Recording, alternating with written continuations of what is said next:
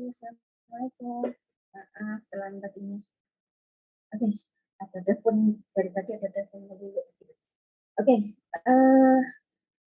oke ya, mata kuliah ini dengan judul katalogisasi non buku. Cuman saya ini boleh tahu, saya tadi nggak ngecek ya. Kira-kira berapa orang ya yang mengambil mata kuliah ini?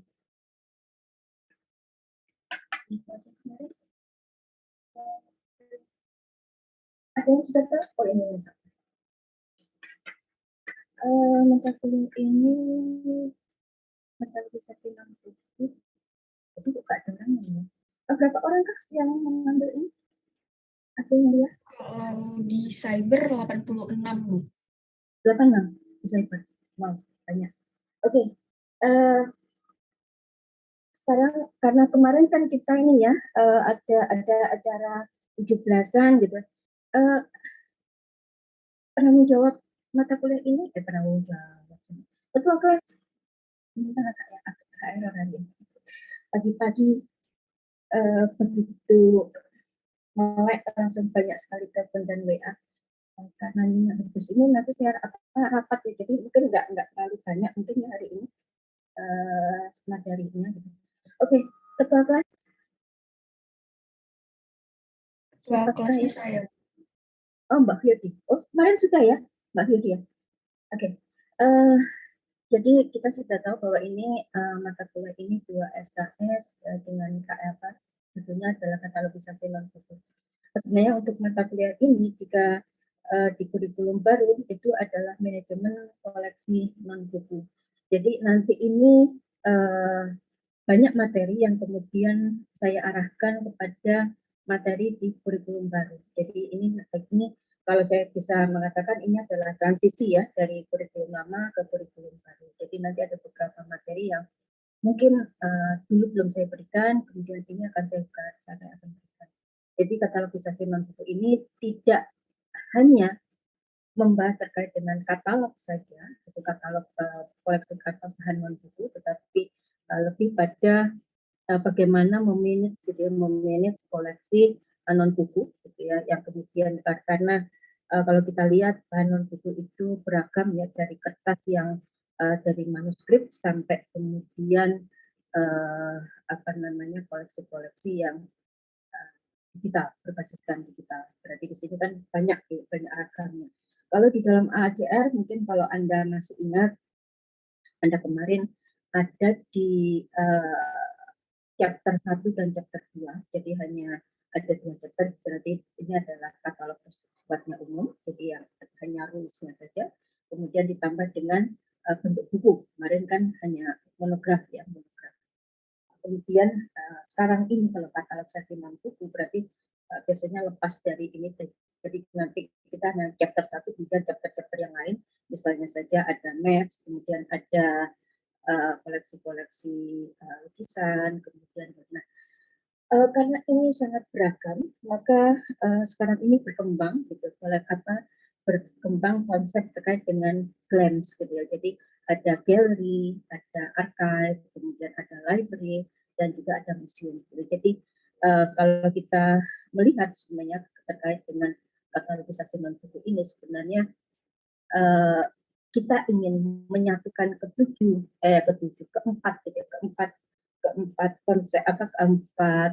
materi ini, keempat materi, baik itu tadi saya katakan gallery. Kalau gallery itu kan biasanya lebih pada lukisan gitu ya, kemudian ada library, berarti ini ada terkait dengan buku dan juga jurnal, kemudian dan koleksi-koleksi non buku yang biasanya sudah ada, jadi berarti kemudian ada GL ya, ada tadi ke galeri L, kemudian ada archive, berarti di sini terkait dengan arsip semuanya. Kemudian ada yang juga terkait dengan museum ya, GLAMS gitu ya, karena M-nya itu adalah museum. Nah, ada beberapa yang mungkin ya sekarang ini sudah diaju oleh Perpustakaan Nasional, sebenarnya ini sudah mengadu ya daripada GLAMS-nya itu sudah ada, tetapi walaupun museum itu masih ada berdiri sendiri sebagai museum gajah ya, kalau Jakarta ada museum gajah yang letaknya juga berdekatan gitu dengan, dan juga archive juga masih berdiri sendiri. Sekarang kalau kita lihat ada beberapa perguruan tinggi yang sudah mengacu pada konsep GLAMS, jadi perpustakaannya itu tidak berdiri sebagai perpustakaan ansi perpustakaan, tapi juga sudah mengandung keempat materi ini kemudian sudah diakomodir gitu ya. Nah, sekarang ini banyak dari perpustakaan yang kemudian menjelma atau me, me, me, menyublim apa ya, menyatu gitu ya, menyatu dari galerinya ada, kemudian library-nya ada, archive-nya ada, kemudian jadi satu lembaga kemudian menyangkut empat subculture ini. Gitu. Oke, tapi di sini kita belum akan masuk ke sana, walaupun nanti akan diperkenalkan konsep ini, tetapi kita tidak akan membahas yang lebih detail ya terkait dengan tapi kita hanya mengenalkan terkait dengan konsep yang sekarang ini berkembang terkait dengan kemudian oke, terkait dengan tugas gitu ya. Kita kemarin belum ngobrol terkait dengan tugas. Mungkin tugas saya tidak akan beranjak terlalu jauh karena saya melihat terkait dengan penanganan terkait dengan terkait dengan non-food collection ini selalu membawa masalah gitu ya di mana-mana, baik itu penanganannya, pengkatalogannya, kemudian bagaimana untuk preservasinya, kemudian bagaimana untuk penyimpanannya, storage-nya gitu ya. Jadi ini memang banyak gitu ya menimbulkan masalah di berbagai perpustakaan gitu karena memang banyak misalnya perpustakaan yang tidak menyiapkan ahli gitu ya yang mumpuni di bidang non-food collection ini. Jadi ini mungkin saya akan tugasnya itu tetap ya Anda akan mencari artikel, tapi tolong sekali lagi artikelnya ini Anda baca dulu, Anda kaji dulu, tolong itu yang terkait dengan permasalahan-permasalahan yang mungkin berkembang gitu ya. Karena gini, ada dulu yang saya artikel dari mahasiswa yang saya senang dulu itu yang muncul gitu, yaitu memberikan fenomena yang berkembang terkait dengan pengelolaan non-book collection ini.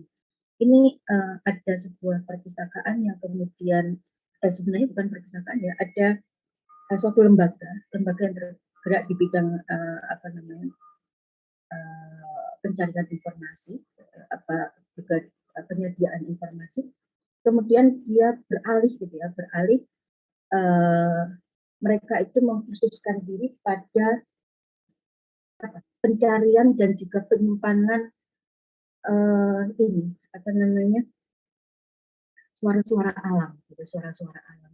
Anda tahu suara alam terkait dengan gemericik air, deburan ombak, cuitan dari burung, kemudian suara hutan dan sebagainya. Itu yang kemudian mereka rekam. Jadi mereka rekam misalnya suasana hutan tropis misalnya gitu. Kemudian ada hujannya di hutan tropis itu seperti apa. Itu kemudian mereka dokumentasikan. Jadi baik itu suara maupun videonya, filmnya itu atau gambar bergerak ya istilahnya kalau di dalam di dalam non-fiction collection ini, baik itu gambar bergerak, suara dan sebagainya. Itu kemudian mereka kumpulkan. Baik itu di mana-mana ya mereka berusaha untuk mengambil ataupun mencari ya. Dan kemudian setelah mereka itu mantap dengan koleksinya, itu kemudian mereka menjual. Siapa yang butuh suara alam, siapa yang butuh suara deburan ombak dan sebagainya, itu kan dibutuhkan untuk film dan sebagainya. Baik itu videonya ataupun suaranya itu dibutuhkan. Lain kali kan untuk background dari suatu film, suatu sinetron dan sebagainya lain kali dibutuhkan. Nah ini kemudian mereka jual cukup mahal gitu. Jadi ada kemudian perpustakaan yang kemudian berubah gitu ya, karena mereka kan di awal-awal perkembangan dari koleksi non buku ini kan pertama kali kan koleksi non buku kan dilempar gitu ya, di perpustakaan enggak gitu ya, kemudian di mana-mana lain kali enggak kan karena koleksinya berbeda. Nah, kemudian inilah yang kemudian ada sekelompok orang yang kemudian berminat gitu terhadap berbagai macam koleksi non buku ini. kemudian mereka mengembangkan itu gitu ya, terkait dengan suara ya, recording suara, kemudian recording musik dan sebagainya, itu yang kemudian mereka, inilah yang kemudian berkembang sehingga dari MGM dan sebagainya itu kemudian mengkontak itu untuk mengambil gitu ya, atau meminta itu untuk dibeli dan sebagainya. Nah ini yang kemudian artikel itu bagus, itu saya katakan bagus karena kita ini loh, perpustakaan itu bukan merupakan sesuatu yang hanya diam untuk tidak berinovasi gitu ya. Ternyata ini juga salah satu inovasi di perpustakaan, sehingga perpustakaan itu bisa membiayai dirinya dan juga kemudian bisa membuat profit oriented ya. Walaupun mungkin profitnya hanya untuk itu, tapi yang layanan lainnya dia bisa tetap pada suatu layanan yang mungkin free ya, tetapi kan dia ditunjang gitu ya, ditunjang dengan kemampuan dari perusahaan untuk menjual produknya dan sebagainya. Ini yang kemudian karena walaupun dia menjual produknya kan mereka masih punya masternya gitu, masternya mereka masih memiliki, mungkin nanti bisa juga dijual di tempat yang lain gitu. Sama kayak buku kan dijual, tapi mereka itu menjual koleksi, dalam hal ini memperbanyak koleksinya di bidang tadi merekam suara-suara alam tadi. Nah ini sebenarnya saya ingin gitu Anda mencari artikel, jadi ini nanti monggo dibagi, karena ini saya masih belum lihat ya, kalau tadi 80 berapa tadi orang gitu ya, jadi ini nanti karena ini kan hari terakhir ya, mungkin masih ada yang mau ambil dan sebagainya, saya tidak menutup ini ya, tidak menutup karena ini kan salah satu ini KNP itu wajib apa pilihan sih? Kalau nggak salah pilihan, wajib kan? Mata kuliah wajib apa pilihan? Pilihan. Nah, kan pilihan. Jadi kan tidak harus semuanya ikut gitu kan ya. Tapi saya masih membuka gitu karena mata kuliah ini saya ingin menambah apa yang sudah jadi monograf gitu ya, pada bagaimana mengelola koleksi-koleksi yang non monograf gitu. Jadi ini ada yang serial dan sebagainya.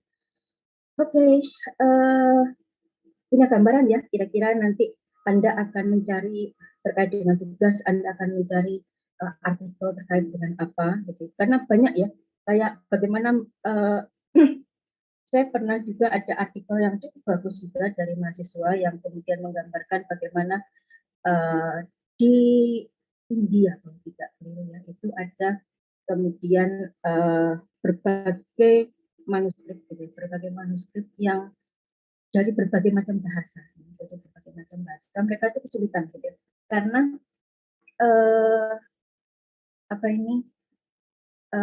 pustakawan lain kali itu kan bahasanya kita itu ada keterbatasan ya, misalnya saya hanya menguasai 2 bahasa, ada juga yang menguasai 2 bahasa. Nah, ketika berhadapan dengan koleksi yang mungkin bahasanya yang cukup sulit gitu, karena ini kan kalau kita bilang manuskrip itu kan bahasanya itu kan bahasa kuno ya, perkembangan bahasa kuno. Jadi ini yang juga lain kali membuat perpustakaan lain kali juga kesulitan untuk bagaimana mengelolanya.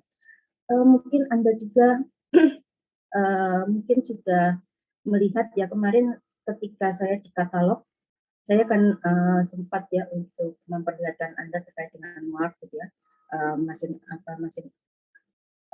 akses readable cataloging.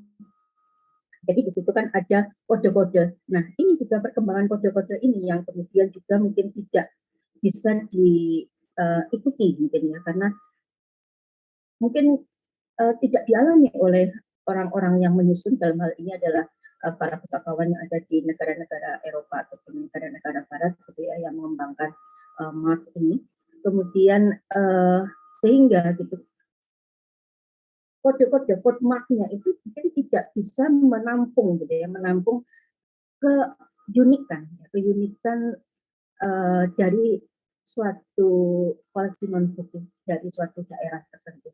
Kayak kita misalnya saja ada bahasa Palawa, bahasa Palawa itu apa? Jadi kita kan kalau mungkin Indonesia mungkin masih menyusun gitu ya, footmarknya itu kan masih beberapa kalau kita katakan beberapa bahasa yang memang berkembang di Indonesia, Tapi ketika ini adalah bahasa-bahasa Jawa kuno, kemudian istilahnya kalau kita bilang itu saya lain kali masih masih kebiasaan ya mengatakan Jawa kuno. Padahal kalau kita uh, di dalam pengucapan yang sebenarnya itu adalah Jawa kuno. Ketika ini bahasa Palawa, kemudian bahasa-bahasa yang berkembang dari manuskrip ataupun mungkin apa namanya artefak-artefak gitu ya yang ditulis dari bahasa-bahasa yang mungkin kita aja mungkin dari Anda ini kira-kira ada nggak sih masih ada nggak yang mampu membaca bahasa Jawa, tulisan Jawa yang Honocoroko, Hana Caraka? Ada nggak? Ada yang masih bisa? Sedikit-sedikit, Bu. Sedikit, iya, Bu. Sedikit. Paling kita kan masih ada Hana Caraka gitu ya, atau Honocoroko. Tapi ketika nanti sudah sambung gitu ya, kemudian sudah ada pangkon dan sebagainya, saya kalau sudah ada itu mungkin sudah, aduh ini apalagi ini tulisan gitu kan. Nah ini yang mungkin kita ketika SMP ya, nggak tahu Anda mendapatkan bahasa Jawa ini yang untuk tulisan Jawa ketika ada di mana? SMP, SMA, SD? SMP, Di SD sudah dapat, Bu. SD dapat, tetapi kemudian ada perpanjangannya ketika SMP ya kalau nggak dulu, tapi SMA sudah enggak. Jadi Kalau kan saya sampai SMA, Bu. Oh, Anda sampai SMA. Anda dari SMA mana, Mas? Saya dari SMA 3 Madiun. Oh, SMA 3 Madiun. Oke, jadi alhamdulillah kalau sampai SMA. Ingat saya dulu sampai SMP ya. SMA saya tidak mendapatkan bahasa Jawa itu enggak dapat. Sudah tidak mendapatkan. Oke, apapun lah itu ya. Jadi kan ketika kita ada di dalam komunitas ini, kemudian ada di dalam komunitas misalnya, kan banyak ya buku-buku yang ditulis dalam atau manuskrip yang ditulis dalam bahasa Jawa kuno gitu kan. Kemudian ada yang bahasa Palawa, ada bahasa apa lagi yang mungkin gitu ya, yang tidak dikenal gitu ya, atau mungkin hanya bisa dihitung dengan tangan gitu, bisa dihitung dengan jari. Karena kalau Anda lihat itu apa ya program-program studi ya, program-program studi terkait dengan budaya Jawa, bahasa Jawa, bahkan mungkin bahasa Madura itu peminatnya sedikit, gitu kan? Peminatnya sedikit. Padahal kalau kita lihat manuskrip yang terkait dengan tulisan-tulisan itu akan sangat banyak. Nah ini yang kemudian susah ya bagi pustakawan ataupun tenaga di bidang apa ini, di bidang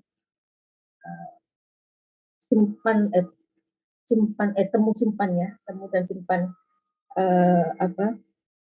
informasi ini yang kemudian kesulitan ya untuk ketika kita dihadapkan pada benda-benda atau manuskrip yang ataupun artefak yang kemudian bahasanya yang tidak diketahui.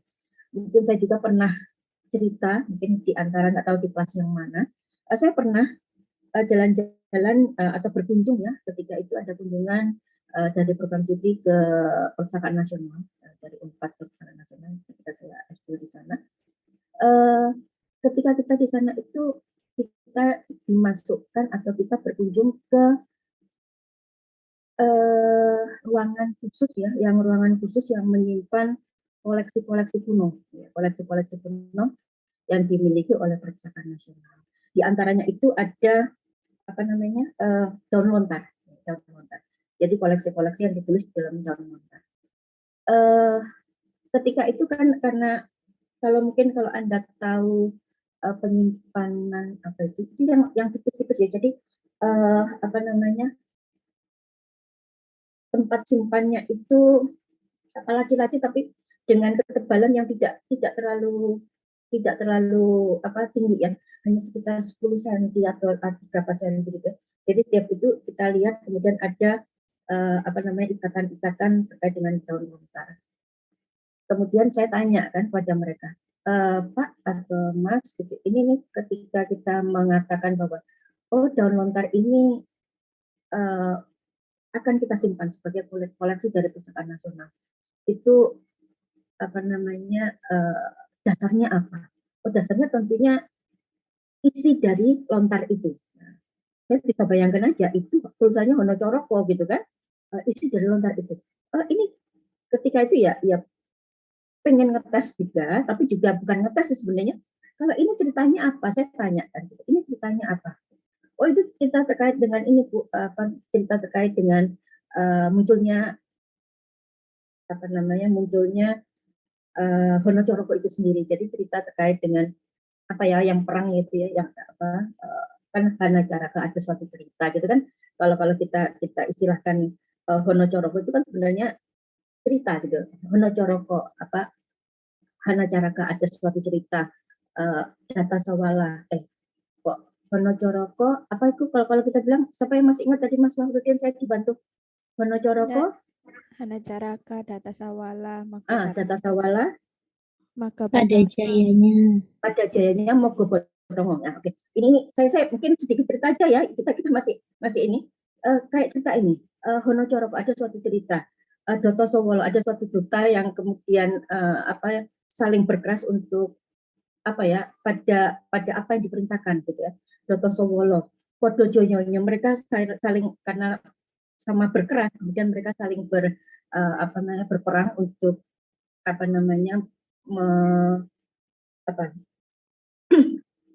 mendukung perintah yang mereka dapatkan.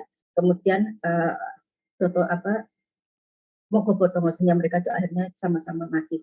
Sebenarnya kan ini kan cerita dari perintah dari raja yang kemudian yang satu raja mengatakan tolong ini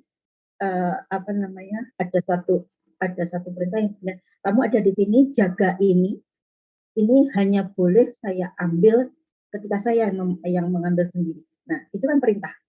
Kemudian ketika ini rajanya pergi, kemudian ternyata ada peperangan dan sebagainya, dia membutuhkan apa yang dia tinggalkan di sini, yang diambil pada dutanya ini kan. Kemudian dia menyuruh pada anak buahnya yang satunya, kemudian ada duta lagi yang diangkat untuk mengambil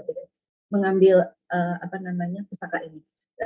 Padahal tadi dikatakan bahwa oke, kamu tinggal di sini, jaga ini dengan dengan nyawamu gitu kan. Ketika ini kan juga tolong ambil itu kan, ini kan sama. Jadi duta ini saling memperebutkan yang sama-sama mereka benar gitu ya. Jadi inilah sebenarnya kalau kita lihat dari cerita Hanacaraka, nah itu ada di dalam lontar itu. Karena tolong dong Mas dibacakan gitu ya.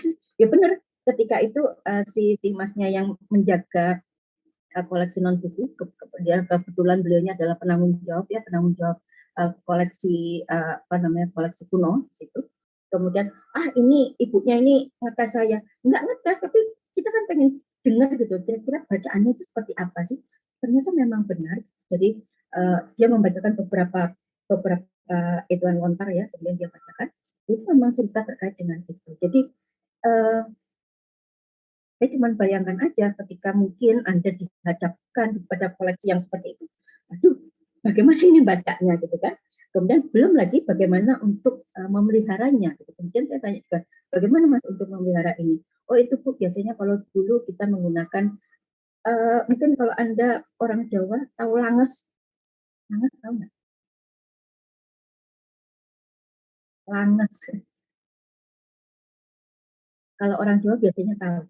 Langes itu biasanya yang ada bekas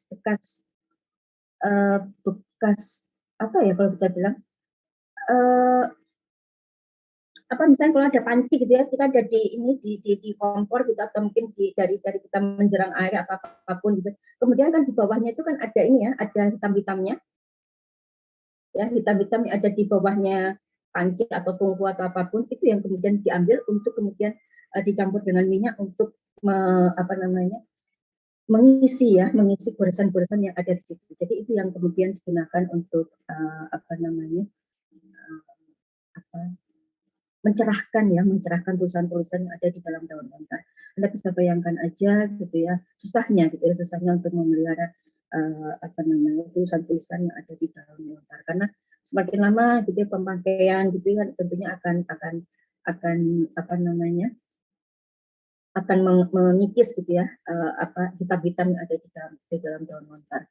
Belum lagi koleksi-koleksi yang sudah lama gitu ya. Anda tahu perpustakaan biasanya itu kan buka gitu ya dengan pendinginan udara gitu ya. Jadi kan jarang perpustakaan yang punya ruangan yang kemudian terbuka dan sebagainya. Karena bagaimanapun ini koleksi ini kan juga butuh apa ya, kalau kita kata kertas gitu ya, yang kemudian disimpan di dalam udara yang dengan pendinginan yang lumayan dingin gitu ya. Itu biasanya itu kan kalau perpustakaan itu kan biasanya habis dibuka, oke, dingin udaranya sampai dengan 18 atau 20 derajat, kemudian ketika sudah tidak ada pengunjung, kemudian lampunya dimatikan, kemudian AC-nya juga dimatikan, bisa betapa lembabnya gitu kan. Jadi ini kertas itu kan yang itu kan naik turun gitu, jadinya akhirnya membuat kertas ini cepat untuk menjadi apa namanya kertas gitu ya, yang kemudian cepat sekali lapuk. Kemudian begitu saya kemarin melihat gitu ya di koleksi kuno itu, jadi ada koleksi yang kemudian diletakkan di bagian belakang yang belum sempat di ini. Mereka mengatakan gini, itu koleksi kenapa Mas kok ditaruh di sana gitu. Itu Bu, kita bingung ya, mereka sendiri bingung untuk apa namanya melakukan mau digitalize ya, akan melakukan di itu koleksi langka yang kemudian akan digitalkan, tapi kondisinya itu sangat rapuh. Jadi Anda bisa bayangkan aja, kertas tuh kayaknya tuh masih bagus gitu ya, masih bagus, masih bisa dibaca. Tapi begitu kertas ini diambil pearl, gitu langsung kayak apa sih kalau kita bilang kayak saya kemarin kemudian akhirnya diambilkan gitu ya, kertas yang kemudian begitu enak gitu ya, itu langsung pearl gitu, jadi kayak jadi bubuk. Nah itu yang susah, karena akan didigitalkan itu kan biasanya akan dilakukan scanning kan, itu nggak bisa karena diangkat itu sudah langsung merepel gitu ya. Ini masih mencari apa ya kayak teknologi yang kemudian bisa menolong kondisi buku yang seperti ini. Gitu. Jadi mereka masih sedang mencari teknologi yang kemudian mampu ya untuk menanggulangi ini semua. Jadi ada beberapa gitu koleksi lumayan lah satu deret gitu ya apa kemudian ada ini. Nah di koleksi langka itu benar-benar diukur gitu ya, diberikan apa namanya apa itu alat untuk mengukur kelembapan gitu ya, ada alat untuk saya sudah lama nggak memegang preservasi ya, sehingga alat-alatnya itu agak lupa. Bumi apa ada yang paham alatnya namanya? Jadi alat itu untuk mengukur kelembapan. Gini nih loh. Kalau saya udah lupa itu kali gemes gitu. Apa sih? Itu yang mengukur kelembapan.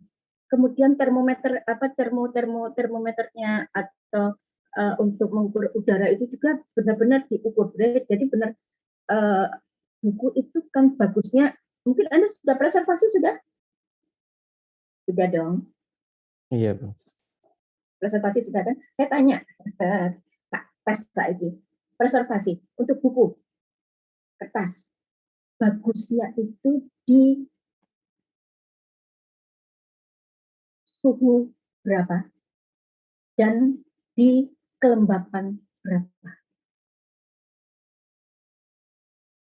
Saya belum tanya yang lainnya ya, ini non book loh, ini non book. Ini saya tanya masih buku untuk preservasi.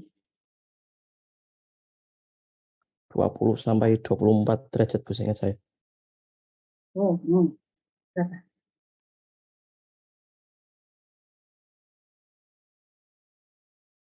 Itu berapa? Kertas.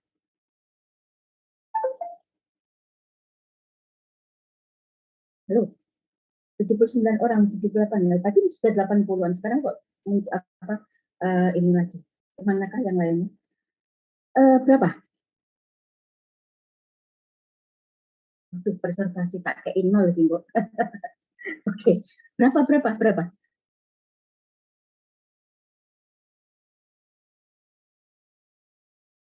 Terus toh, untuk opo, ayo, pengen untuk A, tak takoni saiki. Ayo yang dapat A, preservasi A. Saya tanya. Halo. Masa 70? Loh, sekarang tambah lari semua 77, sekarang turun. 2 orang melarikan diri. Ayo, Fira. Saya izin menjawab, Bu. Mbak Afnan. Kalau untuk suhunya itu 20 sampai 24 derajat Celcius. Kalau Enggak, untuk 24. kelembapannya 45 sampai 60%. Berapa? Kelembapan berapa? 45 sampai 60%. 45? Iya, sampai 60. 45 sampai 60. Mungkin Oke. ya, Bu. Kalau Terima kasih. yang ya sekitar segitulah ya, 40 ke atas gitu ya. Kalau kelembapannya biasanya 40 ke atas gitu ya. Jadi jangan sampai sangat kering gitu ya. Tapi juga jangan sampai terlalu basah. Jadi 40 sampai dengan 60, kemudian buku itu seingat saya itu 18 sampai dengan 21 derajat Celcius. Jadi apa namanya? Tidak kalau 24. Jadi dia padahal kalau manusia gitu ya, itu biasanya kalau di tempat yang itu kan suhunya, kalau manusia sih saya pernah ya masuk dulu di apa namanya di Bir Bintang. Saya dulu pernah ada kunjungan apa sampai ya saya dulu kunjungan di Bir Bintang. Kita masuk di tempat penyulingannya ya. Penyulingannya itu suhunya itu -6 derajat Celcius. Jadi kita masuk ke sana ketika kita masuk kedinginan ya, begitu kita keluar tuh rasanya itu di kepala kita tuh, di rambut kita itu ada apa ya, kayak embun lah yang kemudian mencair gitu ya. Padahal kita nggak boleh lama, kita cuma dibatasi 15 menit ya, boleh paling lama 15 menit di ruangan yang dengan suhu -6 derajat Celcius. Jadi kita merasakan, walaupun saya belum pernah ke Eropa ya, belum pernah merasakan dinginnya ya. Saya pernah merasakan yang -6 gitu, -6 derajat Celcius dinginnya. Sebenarnya kalau kita masuk begitu itu nggak terlalu terasa, tapi begitu kita sudah sekitar 10 menit ya, itu barusan kita terasa masuk tulang gitu. Kemudian ketika kita keluar tuh barusan terasa banget minus gitu ya. Kemudian di sininya kita itu agak basah, jadi mengembun gitu di kulit kita, kemudian di kepala kita juga agak basah dengan airnya kemudian nempel. Nah ini, kemudian ketika Anda berhadapan dengan misalnya saja video dan sebagainya itu minimal gitu ya, suhu yang paling bagus itu sekitar 16 ya, 16 derajat sampai 10 sekitar 10 sampai dengan 16 derajat gitu. Itu yang kemudian terkait dengan koleksi-koleksi yang dari kita ya, dari kita, baik itu kita yang berasal dari kalau kita bilang yang untuk video itu ya, yang kita gunakan untuk video itu biasanya ya sekitar antara 16 10 sampai dengan 16 derajat. Nah ini yang kemudian perpustakaan kalau yang ini harus mampu gitu ya, misalnya untuk kalau mereka yang terkait dengan koleksi digital dan sebagainya, kemudian ada yang koleksi video, koleksi film, mungkin Anda pernah berkunjung ke museum Ismail Marzuki ya, di sana yang kemudian menyimpan berbagai macam film ya, negatif film dari film-film Indonesia yang kemudian Anda bisa bayangkan aja itu hanya disimpan gitu ya di lokasi yang kemudian kelembapannya cukup tinggi, sehingga kalau Anda lihat mungkin banyak dari film-film yang disimpan di Museum Ismail Marzuki itu yang kemudian banyak muncul jamur gitu, sehingga kemarin itu ada beberapa yang kemudian dikirim ke Jerman ya untuk kemudian diminimaliskan dan kemudian untuk bisa terbacakan lagi gitu ya, karena itu adalah film-film dokumenter yang cukup bagus. Mungkin kalau Anda dulu nggak tahu ya, ini sekitar tahun 90-an saya masih bisa, atau 80-an saya lupa, itu ada sempat gitu ya, saya lupa dulu di televisi mana itu yang kemudian ada diputarkan film-film box office tahun-tahun bela ya, seperti Tiga Darah dan sebagainya. Itu Tiga Darah itu ketika dibuat saya belum lahir gitu ya. Nah ini yang banyak yang kemudian film-film itu yang kemudian dikirim ke pusat untuk perbaikan di sini, karena perbaikan terkait dengan film negatif film yang kemudian untuk bisa diputar ulang gitu, dan itu harganya mahal gitu ketika kita. Nah mulai tahun 70-an itu mulai agak sadar gitu ya untuk bagaimana memelihara gitu ya, memelihara koleksi-koleksi yang itu saya katakan tadi non-book. Kalau perpustakaan sudah oke gitu ya, sudah banyak yang kemudian sadar untuk itu, tapi museum ketika itu masih terlantar gitu. Museum ketika itu masih terlantar, sehingga mulailah kemudian museum itu dihidupkan, kemudian bagaimana koleksi-koleksi yang ada di museum itu kemudian dipelihara dengan bagus. Tapi ya itu tadi sudah terlanjur ya, karena beberapa tahun yang tahun 70-an itu masih belum dilakukan, bahkan tahun 80-an itu masih mulai digalakkan gitu ya. Nah ini kan sudah sekitar 10 tahun atau mungkin 20 tahun film itu dibuat, sehingga kemudian film ini menjadi, dulunya itu diputar banyak gitu, karena kan dia ini kan ya di banyak yang meminta gitu, kemudian banyak dibuat duplikatnya dan sebagainya, karena nah itu yang kemudian membuat film ini juga agak sedikit aus dan sebagainya. Nah ini yang kemudian membuat banyak gitu yang harus dikeluarkan dananya untuk oleh Indonesia untuk bagaimana membuat film ini kemudian bisa terbacakan kembali, bisa dilihat sebagai salah satu bukti ya jejak langkah perfilman Indonesia gitu. Jadi ini yang kemudian untuk mulai digali ketika itu. Dan sekarang mungkin Anda melihat berita ya bahwa Museum Ismail Marzuki sedang dalam renovasi, mungkin di tahun-tahun ini mungkin selesai gitu. Moga-moga gitu dengan adanya renovasi yang bagus, kemudian pemeliharaan yang bagus, karena kemarin ada teman gitu yang kemudian dalam tesisnya itu mencari mencermati koleksi dari museum film Ismail Marzuki yang kemudian dalam kondisi yang sangat terlantar. Sayang sekali sebenarnya. Tapi ya itulah gitu ya kondisi Indonesia gitu yang kemudian ketika sudah diteliti, tapi ya itulah yang kemudian banyak yang kemudian terlantar dan sebagainya.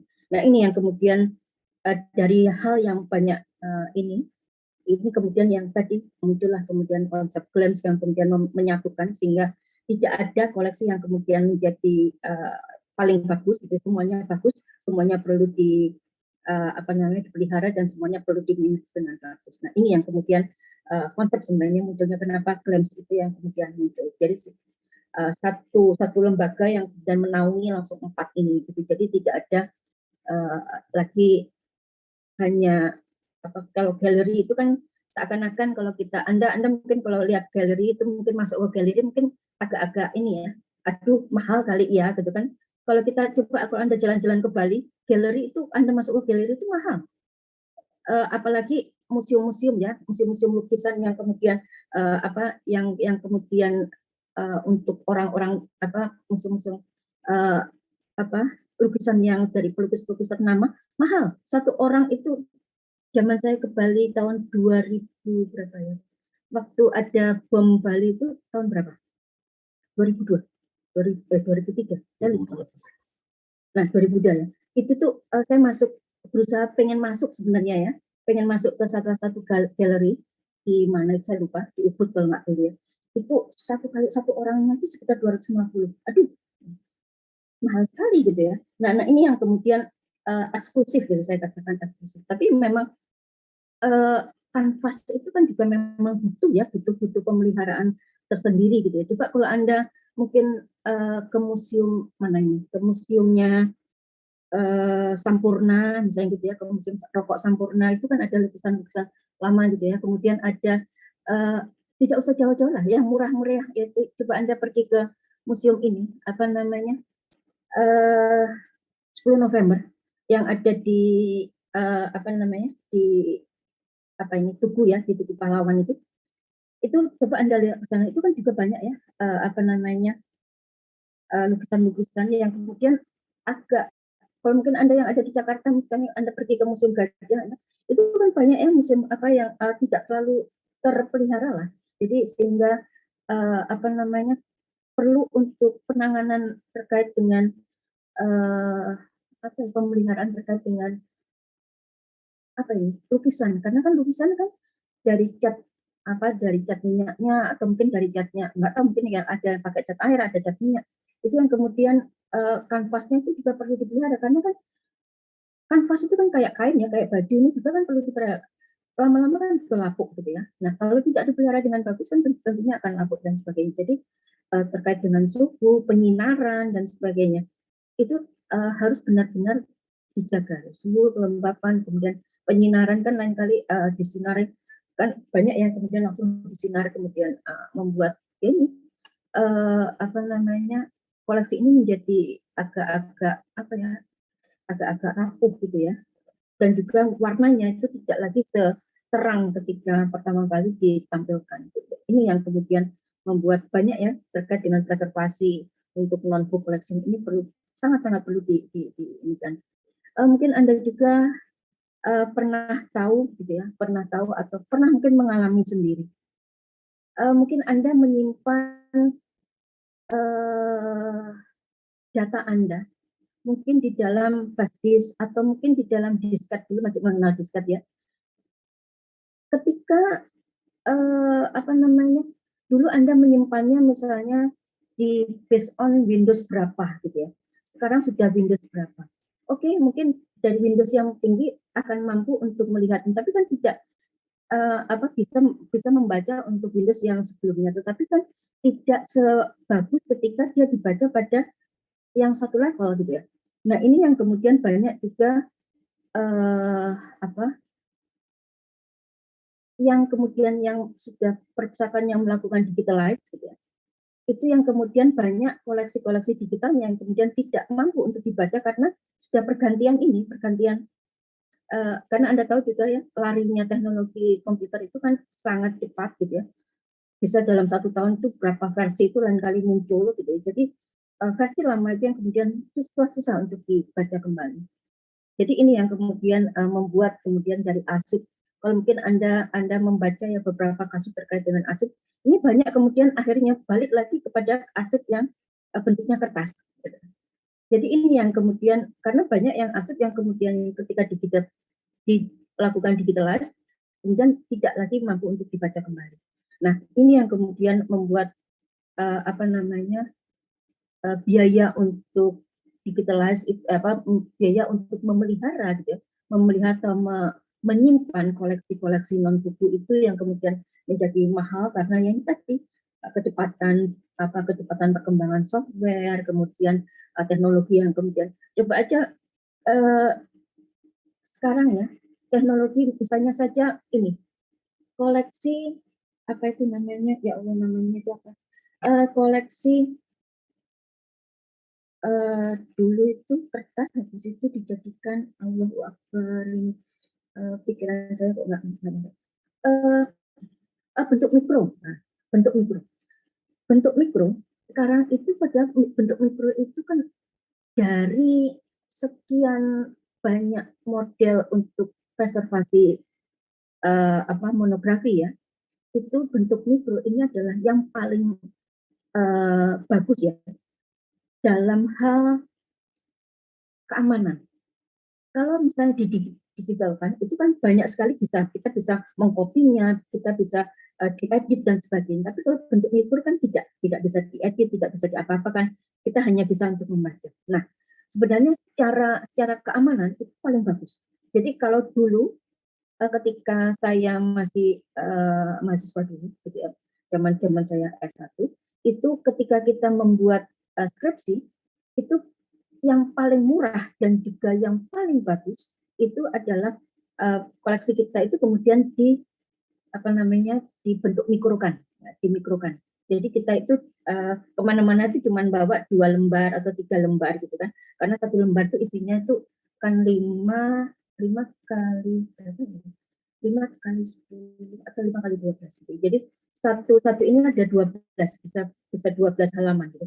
Bisa 12 halaman berarti kalau kita bisa 12 halaman. Ini 12 kali 5, 60 halaman. Berarti kalau misalnya skripsi kita cuma 90 halaman, kita bisa hanya 2 atau 120 halaman, kita hanya perlu 2 lembar gitu, 2 lembar bentuk mikro gitu ya. Nah, tapi alatnya itu yang kemudian sekarang ini sudah ketinggalan. Jadi kalau Anda lihat misalnya micro reader yang ada di UNER itu ada di perpustakaan kampus A gitu ya, kemudian ada di perpustakaan di mana namanya, karena banyak ya bentuk mikro yang kemudian dikirim dari Belanda terkait dengan hukum ya, itu banyak juga dulu itu di perpustakaan Fakultas Hukum dan juga di Sayantek. Itu banyak ada juga micro reader yang ada di sana. Tapi ternyata gitu, micro reader ini kan sudah tidak bisa digunakan karena ada spare part-nya yang kemudian rusak, yang kemudian susah untuk kita membelinya gitu, karena tidak ada menjual, gitu. Tidak ada jual spare part-nya. Jadi kalau mau beli ya beli langsung mesinnya lagi, tapi kan mesinnya sekarang sudah tidak diproduksi. Jadi banyak sekali kemudian koleksi-koleksi mikro yang kemudian tidak mampu untuk dibaca kembali, gitu ya.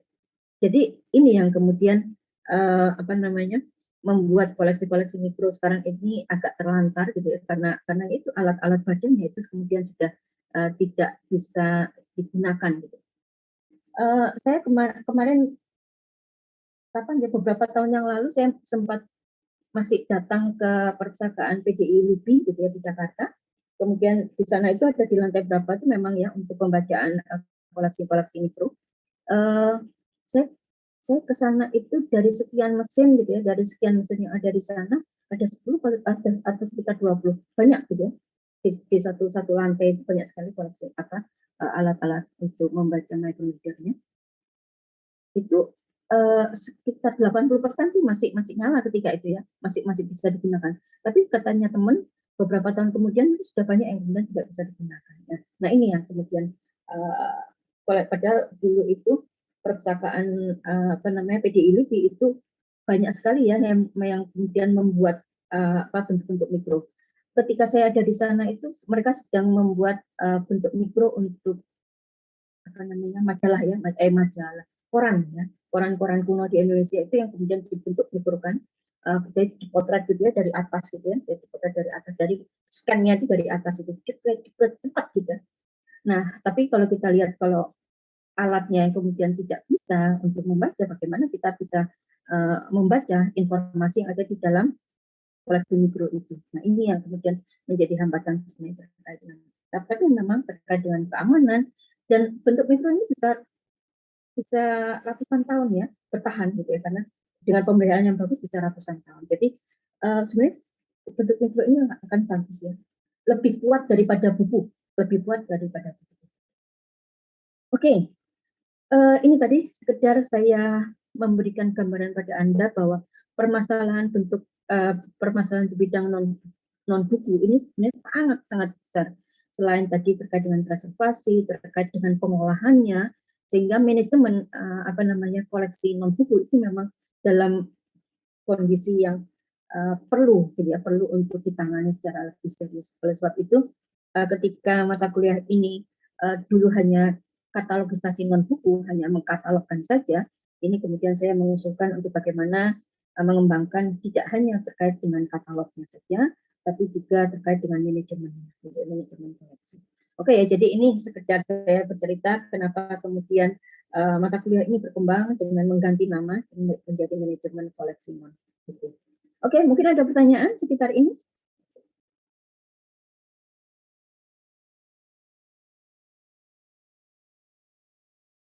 Oke ya, kalau tidak saya akan langsung masuk pada materi saya. Jadi nanti tolong ya, ini karena saya masih belum tahu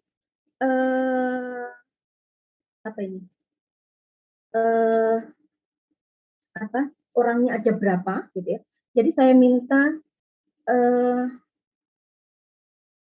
karena ini harus cepat ya, saya mungkin akan meminta ini kan kita 7 kali pertemuan, ini sudah pertemuan kita kedua ya, walaupun saya masih punya spare waktu ya, saya masih ada hutang waktu pada Anda karena kemarin saya minta Anda untuk absen, tetap absen ya, tetapi mata kuliah ini tidak ada gitu. Mungkin ada 7 ya, 7. Jadi mungkin ini kan ada mungkin satu session mungkin ada 2 kelompok yang maju. Jadi ada review terkait dengan review terkait dengan artikel, tetapi artikelnya ini tolong juga Anda cari pada jurnal-jurnal internasional ya, kalau bisa jurnal internasional. Dan saya minta Anda baca dulu. Ini memang terkait dengan permasalahan yang tadi seperti yang saya tadi ceritakan. Jadi permasalahan terkait dengan bagaimana memanage koleksi non buku, kemudian berbagai permasalahan yang muncul terkait dengan koleksi-koleksi non buku. Gitu ya. Jadi mungkin hanya 7 ini ya, karena saya memampatkan mungkin sampai pada pertemuan kita ke-6 gitu ya. Ke-6 itu yang bisa kita kita combine gitu ya dengan apa namanya review artikel. Dan setiap artikel tolong kita untuk nanti presentasinya itu tidak lebih dari 10 menit. Kemudian 10 menit berikutnya itu ada kita gunakan untuk kita gunakan untuk apa namanya tanya jawab. Jadi benar-benar kelompok itu hanya 20 menit ya. Jadi kita tidak akan lebih. Jadi kalaupun nanti kita ada dua kelompok yang maju, misalnya kita akan membuat saya 2 kali 20 menit berarti 40 menit. Jadi yang lainnya saya gunakan untuk masuk pada materi gitu ya, karena materinya cukup banyak gitu ya, sehingga untuk ini. Dan untuk latihan tolong untuk PR ini ada dua bentuk ya, dua bentuk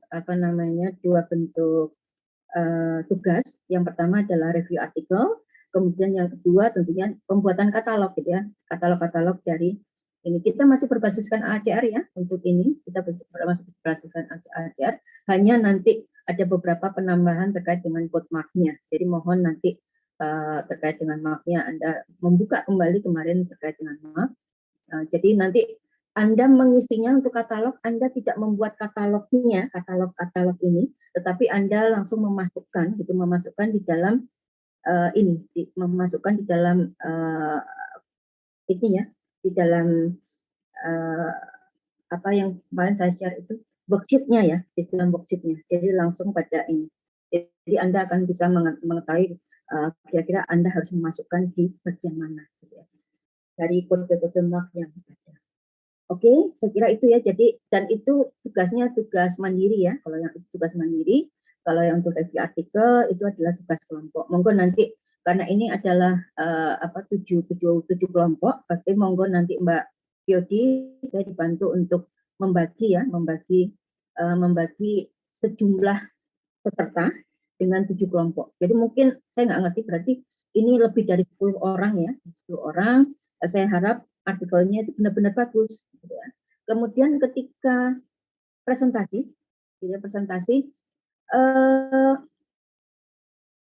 mungkin dibagi ya, ada yang bagian presentasi, ada yang bagian menjawab. Gitu. Jadi semua kelompok itu dalam kondisi aktif. Jadi saya juga nanti akan ngeprint ngeprint ini untuk melihat keaktifan Anda juga di dalam mata kuliah ini. Sama seperti Anda kemarin dengan saya di klasifikasi ataupun di katalogisasi, itu saya biasanya ngeprint nama, kemudian bagaimana ketika Anda menjawabnya itu benar atau enggak, pertanyaan yang Anda ajukan itu ngetes apa pertanyaan yang membangun gitu ya, mengkritik membangun, jangan yang ngetes, jangan yang kemudian pokoknya asal bunyi gitu ya, asal bunyi. Jadi pertanyaan-pertanyaan yang itu mungkin nanti nilainya dari saya pun tidak terlalu bagus. Kalau pertanyaan yang mendukung, kemudian pertanyaan yang kemudian memberikan solusi dan sebagainya, itu tentunya akan memberikan nilai yang lebih bagus daripada yang lain. Oke ya, ini terkait dengan tugas. Jadi tugas ada 2 macam ya, dari artikel, monggo nanti ini. Ya tadi sudah jadi 20 ya. Kemudian karena review artikel, berarti Anda membaca dulu artikelnya, kemudian kelemahannya apa, kelebihannya apa dari artikel ini, itu kemudian ada di dalam uraian dari tugas Anda. Oke ya, itu terkait dengan materi dan juga tugas. Ada yang ditanyakan terkait dengan ini? Saya izin bertanya. Kemarin waktu pertemuan yang pertama itu Bu Endang sudah menyuruh kami untuk membentuk kelompok, dan kebetulan itu sudah ada 10 kelompok Bu, karena kemarin mintanya per kelompok 10 orang. Iya, tapi ini kan karena terkait dengan tugas gitu ya, mungkin nanti ada ada kelompok yang melebur gitu ya, tolong nanti enggak ini. Jadi ada yang melebur, jadi yang 3 kelompok yang sisa kan karena kemarin 10 ya, jadi yang sisa itu mungkin ini. Mungkin ditambah yang sudah KPRS dan sebagainya gitu kan, mungkin ada yang nambah atau mungkin ada yang ngedrop gitu. Saya juga nggak tahu kan, saya juga tidak memonitor gitu ya. Jadi monggo nanti yang ada di dalam ini kan batasnya hari ini ya. Jadi besok mungkin ya Mbak Fiodi bisa mulai untuk membagi, karena hari ini kan sampai nanti jam 12 malam itu Anda boleh mengutak-ngutik mata kuliah. Jadi ini kan masih ijib-ijib, atau mungkin yang sudah KPRS berarti hari ini sudah Anda pertemuan pertama dengan saya gitu ya. Kan kita tinggal 5 kali pertemuan gitu ya. Maksud saya itu 5 kali pertemuan berarti 4 kalinya ini Anda bisa presentasi gitu ya. Berarti ada pemadatan juga, dan kemudian yang maksud saya itu pertemuan kita terakhir, yang pertemuan ke-7 itu benar-benar saya itu akan memampatkan semuanya dari sana sekaligus dengan review terkait dengan ini juga terkait dengan persiapan untuk UTS dan sebagainya. Itu ya. Jadi mulai minggu depan berarti ini kan kita tidak terlalu banyak waktu, berarti minggu ini Anda harus sudah langsung mencari artikel, langsung kemudian melakukan review. Untuk yang maju pertama, karena ini waktunya sangat singkat, saya akan langsung menantang Anda aja, kelompok mana kira-kira yang berani maju pertama. Karena kan kasihan ya, nanti kan paling tidak pertemuan besok minggu depan itu hanya 1 kelompok, kemudian yang kelompok yang 3 ini yang bisa nanti 2-2 gitu kan, berarti kan 7 kan, pas ya 7 kelompok gitu kan. Ini yang kemudian saya minta untuk bisa diingatkan. Oke, bagaimana? Ada yang bersedia menjadi volunteer kelompok pertama? Atau mungkin saya bilang aja kelompok 1 aja mungkin Mbak Feby. Jadi kelompok 1 yang dibentuk oleh Mbak Feby, saya harapkan untuk siap gitu ya, kelompok 1. Yang lainnya diundi, Atau mungkin sekarang aja, mungkin sekaligus nanti diundi. Saya tak cari ini. Sebentar. Ini saya punya.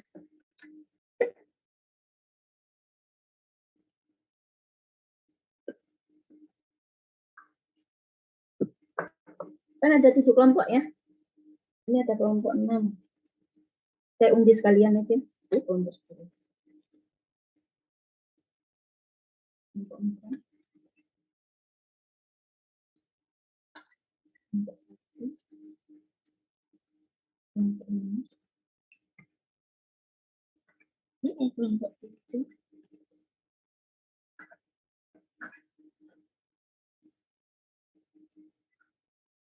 Kelompok 2.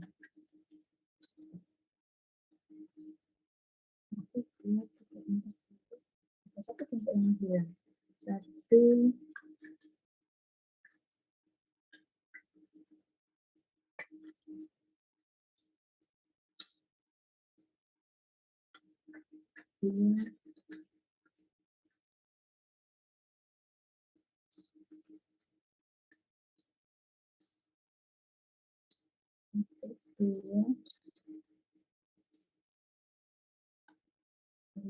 Kelompok 3 nggak ada. Yang kelompok 10 saya ganti kelompok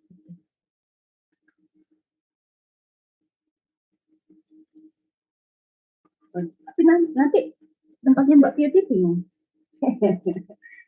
Jadi gini aja ya, nanti Mbak Firdi nggak tahu, mungkin kan kemarin 1 sampai 7 1 sampai 10 ya. Kemudian yang tiga kelompok yang di atas disingkirkan dulu Mbak, nanti suruh melebur gitu ya, atau nggak tahu gimana. Ini saya membuat ini sudah ada 7 kelompok di sini. Saya ingin ini aja, kira-kira untuk minggu depan, kira-kira kelompok mana yang akan maju.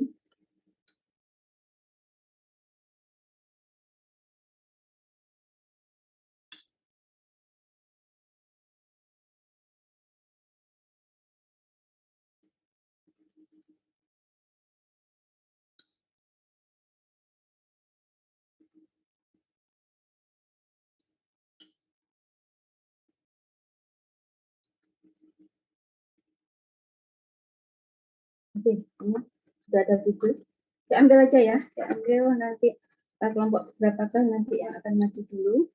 Jadi nanti yang sudah dibentuk oleh Mbak Firdi untuk bersiap untuk siapa yang akan mengambil dulu. Oke, bismillah. Saya ambil kelompok 6.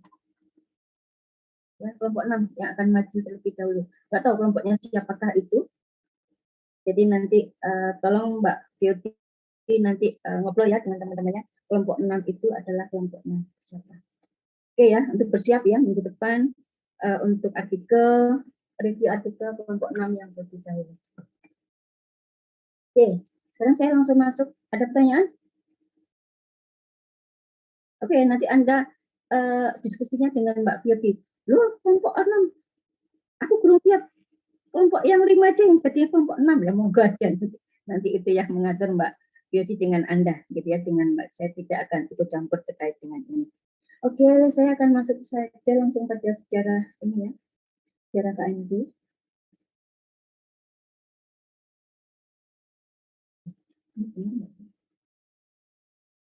Bentar.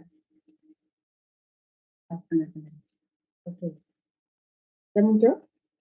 Oke, sejarah non-book.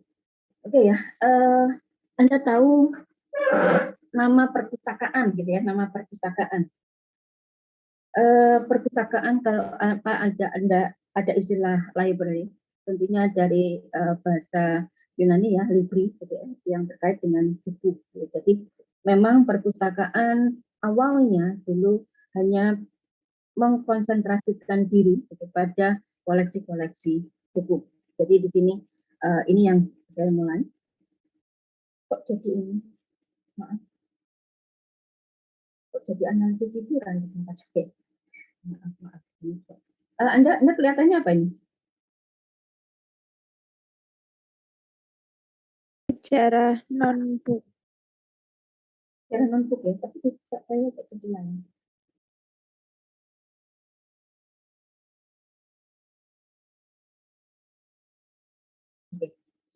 Oke ya, kemudian di sini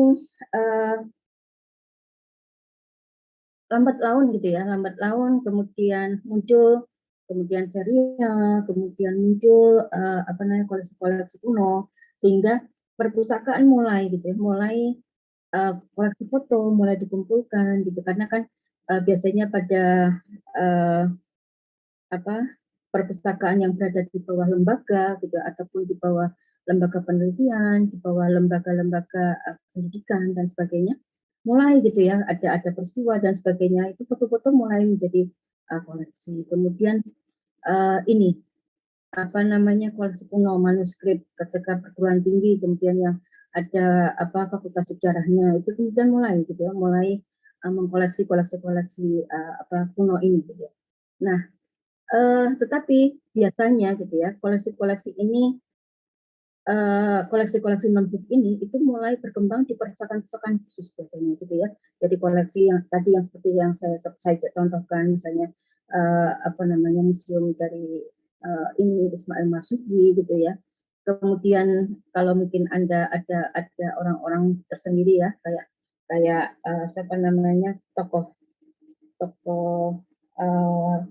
sastra dari Indonesia, misalnya H.B. Yasin, itu kan mendirikan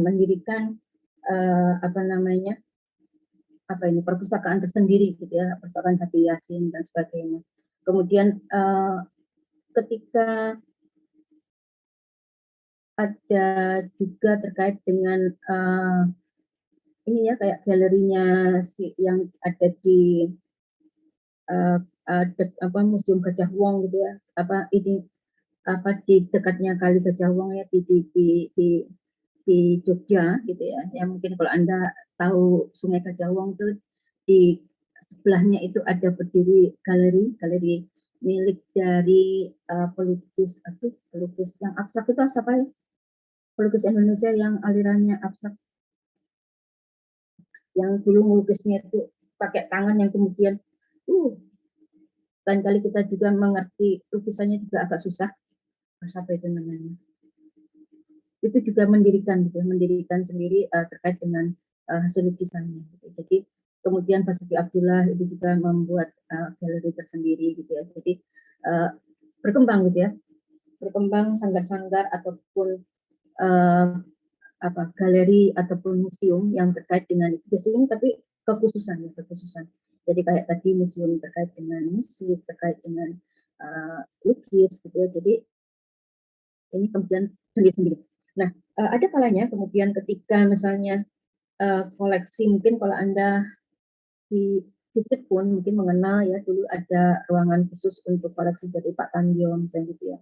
kemudian dilebur menjadi koleksi fisik, kemudian sekarang dilebur lagi karena tidak ada ruangan lagi untuk menampung koleksi ini, kemudian dilebur lagi untuk dimasukkan di dalam koleksi dari perpustakaan. Jadi ini yang banyak sekali yang kemudian karya-karya dari orang-orang tertentu, koleksi dari orang tertentu itu kemudian muncul gitu.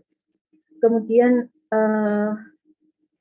mungkin Anda akan di Solo misalnya di di Lokananta gitu ya, Anda pernah dengar kan Lokananta? Lokananta itu apa? Produsen. Baru pernah mendengar tuh. Pernah dengar ya.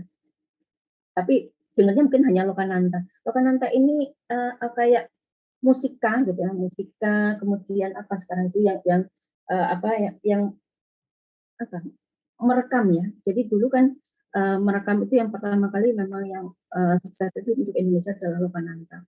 Nah, Lokananta itu memproduksi banyak sekali kalau kita bilang kaset-kaset musik-musik yang kemudian musik-musik dari Indonesia, zamannya Kesang dan sebagainya, semuanya itu kan diproduksi oleh Lokananta. Itu menjadi di sana sendiri akhirnya karena mereka memproduksi banyak sehingga master musiknya itu yang kemudian dimasukkan di dalam museum dari Lokananta. Jadi ini yang kemudian kita cuma tidak tahu bagaimana kan nasibnya museum dari Lokananta, apakah kemudian kaset-kaset yang di sana masih bisa kemudian diputar kembali gitu ya. Apakah kemudian ada kan kalau kita kaset-kaset lama kemudian kita berusaha untuk kita putar ulang gitu kan kemudian buyut-buyut gitu ya, bingung kan. Nah itu karena memang kasetnya ya dari pita musiknya yang kemudian menjadi lain kali tidak begitu bagus bukunya, atau mungkin karena penyimpanannya tidak bagus sehingga kemudian agak menjadi rusak. Ya, jadi di sini berkembang gitu. Jadi koleksi perpustakaan itu karena kebutuhan gitu. Sekarang pun kalau Anda lihat di resources-nya juga beragam gitu ya. Kemudian skripsi karena tidak memungkinkan perpustakaan untuk menyimpan kondisi skripsi langsung, itu yang kemudian dilakukan digitalize ya. Kemudian koleksi ini yang kemudian disimpan di dalam e-resources-nya dari suatu perpustakaan. Jadi aslinya kemudian disingkirkan, kemudian berkembang untuk hanya e-resources-nya aja. Cuman ketika nanti ada masuk virus, ada kemudian dihack dan sebagainya, misalkan ada hacker yang kemudian merusak dan sebagainya, itu yang kemudian koleksi yang ada di perpustakaan itu mungkin perlu gitu ya, perlu untuk diamankan. Ya, cara pengamanannya tentunya harus dipikirkan gitu ya oleh perpustakaan dan sebagainya.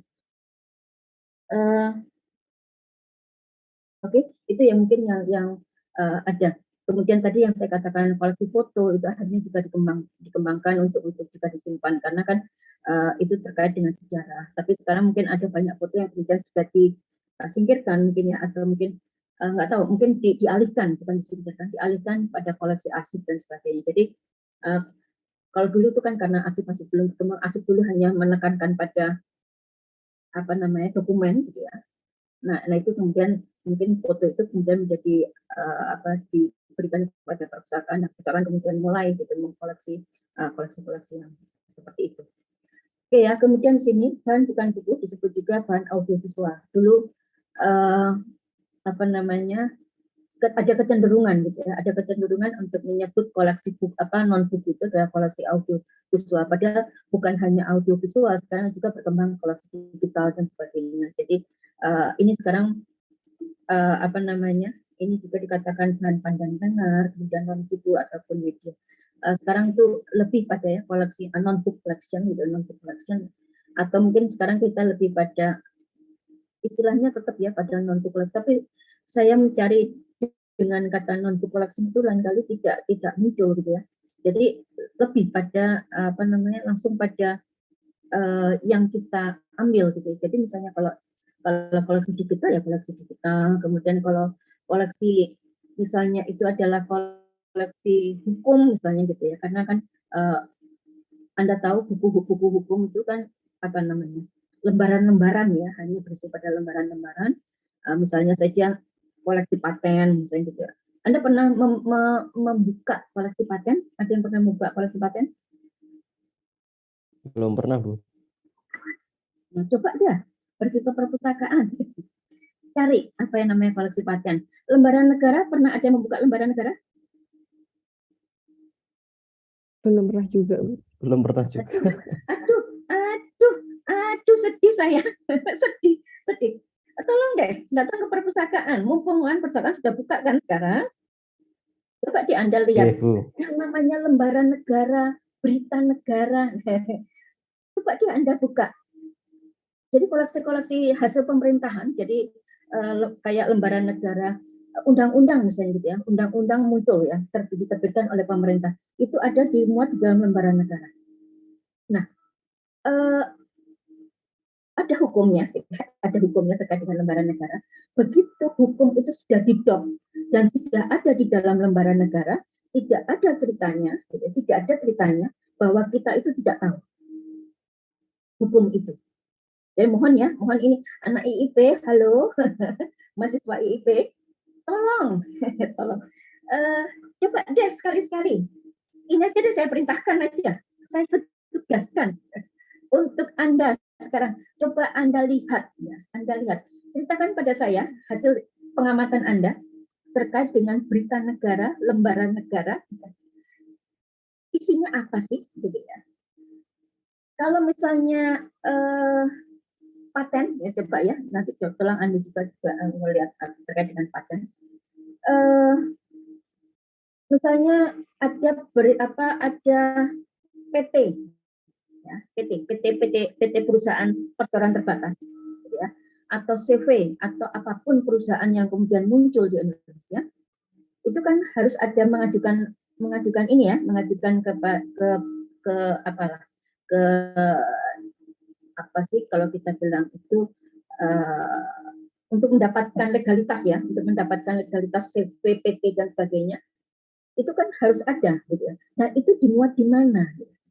Jadi kalau Anda itu pengen tahu, oh si apa yang punya misalnya Anda tahu perusahaan apa gede-gede di Surabaya, coba deh Anda cari PT apa, pemiliknya itu siapa, didirikan di mana, misalnya dengan apa itu kalau kita bilang, coba deh Anda lihat sendiri, itu ada semua. Di mana? Di berita negara. Ya Allah, ya tolong nanti Anda lihat. Jadi Anda mau tahu kok wartawan kok bisa tahu ya ini itu Anda itu loh yang nanti yang akan memberikan, kok Anda tidak tahu. Halo, ini reference Anda berapa ini?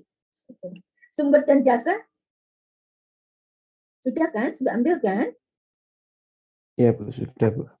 Nah, kan juga harusnya ada lembaran negara itu termasuk koleksi reference. Ayo, kono. Tak kiwel kata ini nanti ya. Tolong deh, Anda datang ke perpustakaan, cek apa sih isinya lembaran negara, cek apa yang ada di dalam berita negara. Di lantai 2 seingat saya ya, terkait dengan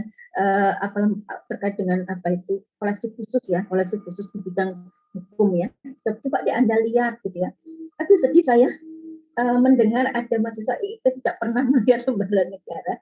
Aduh, tidak hanya fakultas hukum sayang yang melihat, Anda yang nanti juga menyediakan informasi, kemudian ditanya sama itu. Ya apa namanya hukum ini tentang itu, gimana sih nyarinya? Aduh, Anda saya tanya itu nanti nyarinya di mana di perpustakaan. Aduh, ketawa aku perutku sampai sakit. Ini gimana ini? Halo, tolong ya nanti ngecek. Karena itu kan lembaran gitu ya. Kalau misalnya ini tolong dilihat gitu ya, nanti tolong dilihat di perpustakaan di kampus B ini ya ada, karena fakultas hukum ada di kampus B, koleksinya ada di kampus B. Jadi silakan nanti datang di perpustakaan. Ujuk-ujuk ini wong bolong puluh langsung mlebu nih apa namanya koleksi koleksi khusus, nanti petugasnya langsung teriak-teriak. Ayo jaga jarak. Oke, nanti monggo lah ini dalam 1 minggu ini silahkan Anda datang ke perpustakaan, cek gitu ya, apa yang namanya dengan berita negara, apa yang namanya dengan lembaran negara dan sebagainya. Tolong dan dicek kembali. Oke, saya lanjut.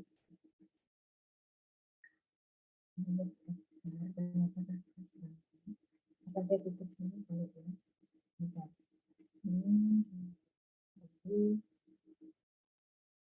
Nah, Kemudian di sini ada Harrison ya, yang kemudian membahas ya terkait dengan non-book material Decade of Development. Dia mengatakan bahwa bahan bukan buku sebenarnya itu memang sudah sejak lama ya mulai menjadi koleksi dari perpustakaan, tetapi mulai dikumpulkan, mulai diinikan, tapi lain kali perpustakaan itu biasanya hanya apa ya, berkomitmen pada satu atau mungkin dua bahan saja. Padahal kalau kita lihat notebook koleksi ini kan sangat beragam ya, sehingga perpustakaan langsung ini kan gunmu sama dengan arsip gitu ya. Jadi ini kan bagiannya arsip, bukan bagian saya. Oh ini bagiannya ini. Nah ini lain kali mana yang bagian dari arsip, mana yang itu, sehingga konsep glance ini yang kemudian saya artikan itu muncul ya sebagai pemecahan sebenarnya. Oke ya, kemudian di sini tahun 65, 1865, Library of Congress misalnya itu mulai mengumpulkan peta. Di Perpustakaan Nasional, kalau Anda mau lihat peta itu saya lupa. Ada di koleksi, saya ingat banget itu ketika saya itu ada di preservasi ya. Di preservasi itu saya ketika itu kan karena berkunjung di Perpustakaan Nasional, saya bisa melihat bagaimana preservasi untuk peta gitu ya. Itu saya saya berhadapan dengan ahli ya, kebetulan itu ahli dari Leiden ya, dari University Leiden, yang kemudian menjadi tenaga ahli ketika itu diperbantukan di Perpustakaan Nasional. Beliau sedang melakukan preservasi untuk peta. Nah, peta yang sedang digarap itu adalah yang dilakukan laminasi juga di waktu itu. Itu peta Sumatera, ya, peta Sumatera zaman tahun 1820-an gitu ya, 1820-an. Itu bentuknya kalau kita lihat, kalau Anda melihat petanya itu belum seperti peta Sumatera saat ini. Jadi lekuk-lekuknya itu masih aneh gitu ya. Jadi belum terbentuk yang seperti sekarang ini langsung sudut gitu ya. Kalau saya suruh membuat peta Sumatera itu kan kelihatan ya dari cet-cet gitu ya. Itu ada bentuknya gitu. Tapi masih belum bentuknya tidak seperti sekarang lah gitu ya. Nah, itu ada sejarahnya. Kemudian peta ini diambil misalnya pada tahun berapa gitu, oleh siapa, diperlukan untuk apa gitu ya, kenapa kemudian peta itu dibuat dan sebagainya, itu ada deskripsinya gitu. Ada deskripsinya di dalam peta itu. Nah itu kemudian karena peta itu sudah kuning ya, kemudian dilakukan bleaching gitu ya Anda. Jadi bukan hanya muka yang di bleaching gitu ya, atau rambut yang di bleaching, itu ternyata kertas pun dilakukan bleaching. Jadi kalau Anda jadi melakukan pemutihan terhadap kertas, kemudian ketika itu kan ada yang robek juga, sehingga kemudian ada dilakukan suatu penambalan, gitu, penambalan dari peta itu. Kemudian peta itu dilakukan laminasi. Tolong ketika saya mengatakan laminasi, gitu, bukan kemudian laminasi ya, yang kemudian Anda tahu yang kemudian kertas, kemudian ada plastik, kemudian dipanaskan. Enggak. Jadi laminasi itu menggunakan kertas tisu ya, bukan kertas tisu yang Anda bayangkan yang buat ngelap keringat gitu, tapi tisu Jepang gitu, tisu Jepang yang tipisnya itu sekitar 0,01 ya, 0,01 mili gitu ya. Itu tipis banget. Jadi ini hanya dilakukan laminasi. Jadi koleksi itu kemudian dimasukkan, kemudian ditutup di bagian pinggir-pinggirnya. Jadi dilakukan, tapi tidak kemudian ini masih dilakukan masih koleksi masih bisa bernapas lah ya, bernapas dengan lega. Dia hanya terhindar dari debu gitu, lebih terhindar dari debu. Kemudian kalau Anda tahu plastik tisu Jepang itu saking tipisnya, gitu, saking tipisnya. Tapi kalau Anda bilang tipis tapi kemudian rapuh, enggak, disobek, walaupun itu 0,01 mili ya, itu disobek itu susah. Jadi tisu Jepang itu disobek. Mungkin kalau Anda pernah berkenalan dengan anak-anak anak-anak arsitek ya, arsitek, mungkin kan ada kertas yang namanya kertas kalkir. Nah, tisu Jepang itu sealot kertas kalkir. Jadi kalau kalkir pun kan akan dirobek itu kan agak susah ya. Itu sealot gitu. Jadi kalau Anda bisa bayangkan kertas tipis putih bersih gitu ya, yang kemudian tapi tidak bening ya, tetap kayak kertas dot gitu ya. Tapi kemudian ketika disobek itu agak susah gitu. Tipis sekali dan bening gitu ya, bening tapi masih bening kertas gitu ya. Jadi kalau Anda mau mendapat bayangan, saya sudah Dulu saya punya, karena kemudian ketika saya mengajar preservasi, ini loh kertas tisu, ini loh apa namanya, akhirnya kemudian nggak tahu ketika saya sudah tidak mengajar kembali, kemudian menjadi hilang gitu. Yang masih saya pegang itu adalah yang masih ada di laci saya itu cuman contoh ya, contoh uh, rumput yang digunakan di Mesir ya, yang benar rumput ditempel-tempel, yang apa yang menjadi apa sih namanya, ya Allah, namanya apa, ada yang ingat, yang kayak rumput yang kemudian disusun gitu, yang dikeringkan kemudian disusun, dihancurkan kemudian disusun, apa itu, Mesir kertas yang dari Mesir, apa, ada yang masih ingat apa Kertas yang dari dari apa Bu tadi? Mesir, dari rumput yang dikembangkan di Mesir.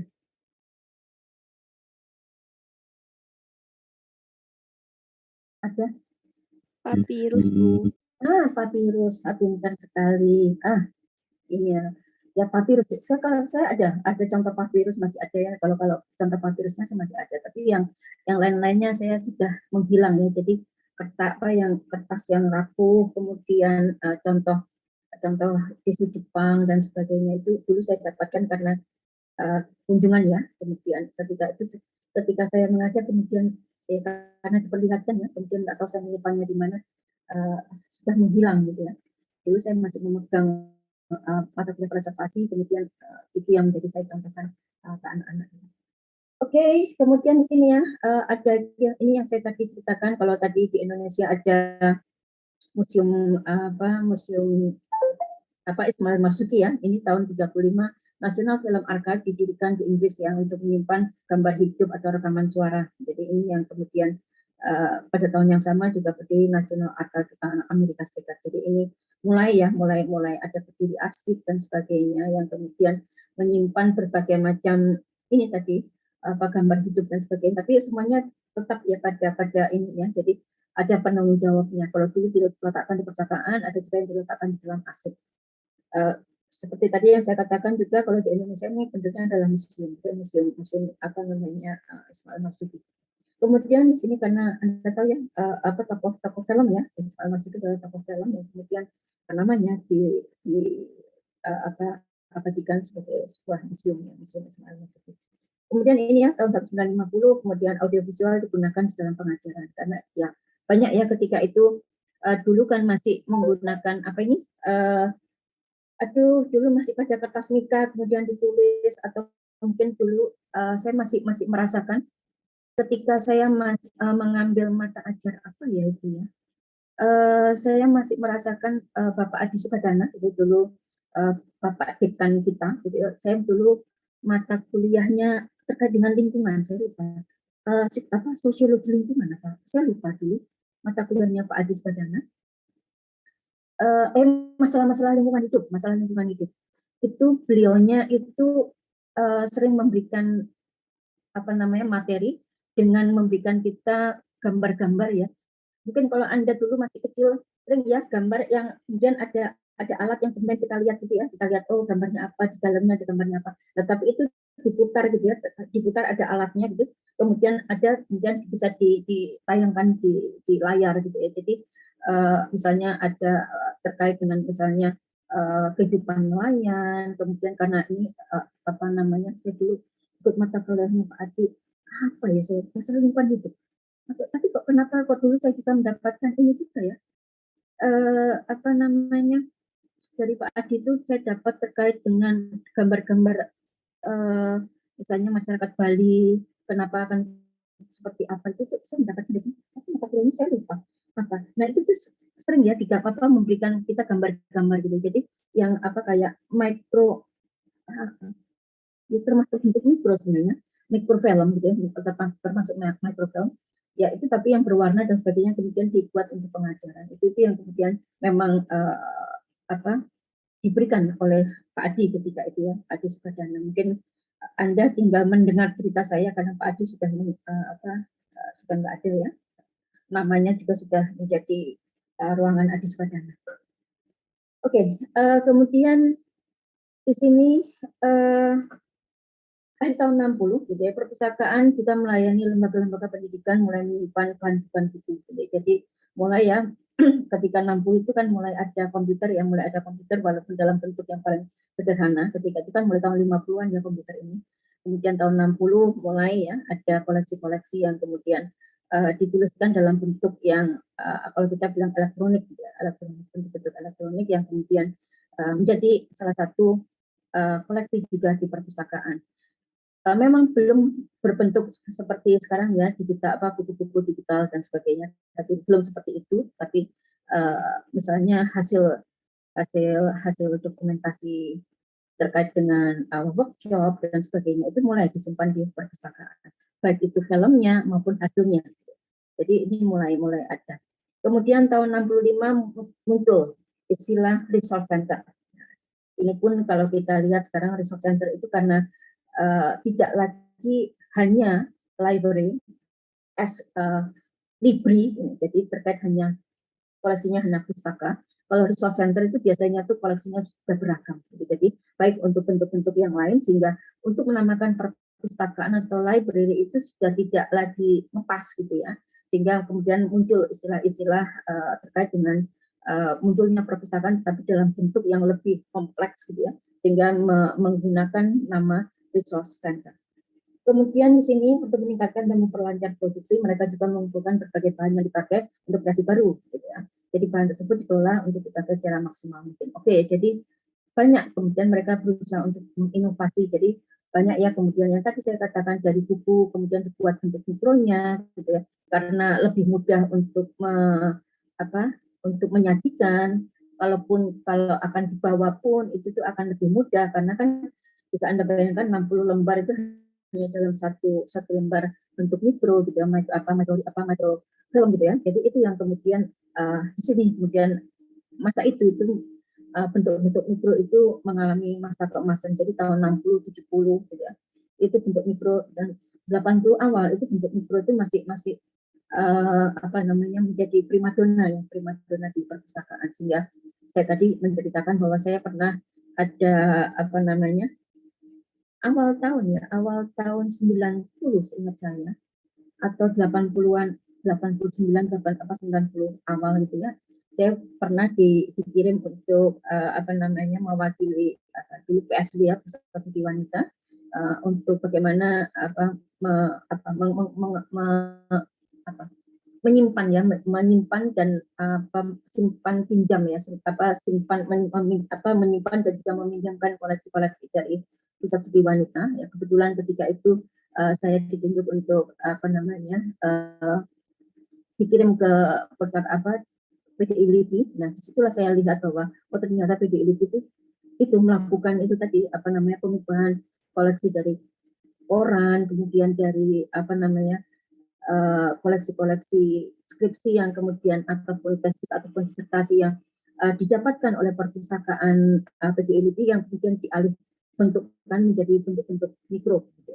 Bahkan mereka itu menerima misalnya kita sudah selesai skripsi, monggo kalau mau dibentukkan mikro silahkan menghubungi perpustakaan PDI LIPI. Jadi kita nanti dandake gitu ya, atau kita menjahitkan di sana, menjahitkan skripsi ataupun tesis kita di sana untuk dijahitkan dalam bentuk mikro.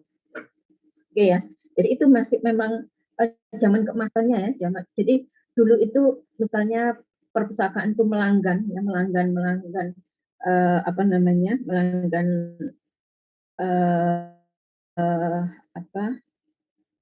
jurnal secara elektronik atau kita membeli secara elektronik, itu kemudian akan ditambah gitu ya dengan koleksi mikronya, bentuk mikronya lantas disertakan. Oke, kemudian di sini mulai gitu ya. Jadi perpustakaan mulai kan dulu kan bentuk mikro, bentuk ini itu kan hanya menjadi koleksi, belum sempat untuk dipinjamkan ataupun untuk dilayankan itu sangat jarang gitu ya. Tapi memang jadi ada ruangan khusus untuk koleksi-koleksi audio visual, tapi jarang sekali yang mengunjungi karena mereka nggak tahu itu isinya apa. Ketika mulai sekitar tahun 80 awal itu mulai di sounding. Ini loh ada koleksi bentuknya bentuk mikro, monggo kalau mau dilihat, mau di ini, tapi mereka hanya boleh membaca ataupun melihatnya itu dari ruangan itu, tidak bisa dibawa keluar. Jadi kalau mau untuk di copy pun itu sudah menyediakan mesin fotokopi. Bentuk mikro bisa difotokopi, bisa. Jadi bentuk mikro kemudian nanti dicetak ya, bukan di fotokopi, tapi kemudian dicetak. Itu ada langsung di ruangan itu. Oke ya, kemudian lama-lama karena perpustakaan itu kalau kita bilang banyak yang mereka lakukan, gitu, sehingga kemudian mereka, aduh udahlah, bahan buku ini kemudian lantas disingkirkan, gitu. Jadi banyak yang kemudian dibiarkan sebagai tidak diolah dan diapa-apakan, sehingga mereka meminta tolong deh ada lembaga baru yang kemudian menampung dan juga memanage koleksi-koleksi itu. Nah, ini yang kemudian ketika itu, yaitu tadi saya katakan koleksi mikro itu mulai hancurnya ada di sana. Jadi ketika ada penolakan gitu ya dari pihak perpustakaan bahwa mereka terlalu banyak tugas, sehingga kemudian mereka menginginkan itu nanti ada pusat dokumentasi gitu. Jadi ini kemudian ada itu. Kalau perpustakaan itu adalah perpustakaan atau pusat dokumentasi, yaitu tadi yang ngurusin bentuk-bentuk yang non buku gitu ya. Yang, sehingga itu dulu ada suatu, kalau di Indonesia ya dulu ada suatu perdebatan di sana gitu. Jadi koleksi non buku itu tugasnya pusat dokumentasi gitu. Kalau yang buku pusatnya pusat perpustakaan tugasnya. Jadi di mana-mana, tidak hanya di Indonesia tapi juga di tempat-tempat yang lain pun akan ada suatu perdebatan akan seperti itu. Sehingga muncul pusat-pusat dokumentasi yang kemudian memusatkan diri pada satu jenis gitu, satu jenis koleksi gitu. Oke ya, kemudian ini pada tahun 70 juga ada berbagai macam ini, tadi yang saya katakan bahwa mulai ada perpindahan nama dari library menjadi pusat dokumen pusat resource center gitu. Jadi ini yang kemudian menjadi lain kali menjadi jalan tengah gitu ya, dari perpustakaan dan pusat dokumentasi kemudian menghasilkan apa yang namanya dengan resource center. Sebenarnya resource center juga perpustakaan juga gitu ya, perpustakaan dan juga pusat dokumentasi, cuman karena ini untuk menghilangkan ya stigma bahwa ini perpustakaan hanya buku, kemudian pusat dokumentasi bahan non buku gitu, kemudian ada yang namanya dengan resource center. Oke, kemudian ini